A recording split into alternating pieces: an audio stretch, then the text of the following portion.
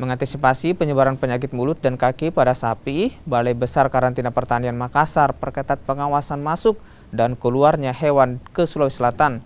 Penyemprotan desinfektan dan juga karantina dilakukan pada hewan ternak yang masuk ke Sulawesi Selatan. Sulawesi Selatan mendapat pasokan hewan ternak dari Provinsi NTT, NTB melalui pintu masuk di Parepare serta Pelabuhan Bulukumba dan juga Bajoe. Kalau kita di Makassar, tugas kita di pintu pengeluaran dan pintu pemasukan. Itu sudah ada SOP yang ditetapkan, ada langkah-langkah mitigasi yang akan kita lakukan. Ketika ternak masuk, ada semacam perlakuan-perlakuan yang akan kita lakukan. Seperti apa Pak? Seperti misalnya masa karantina itu 14 hari.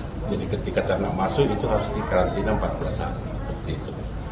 Dan begitu juga kalau misalnya terjadi ada indikasi wabah, kita sudah ada langkah-langkah yang kita siapkan.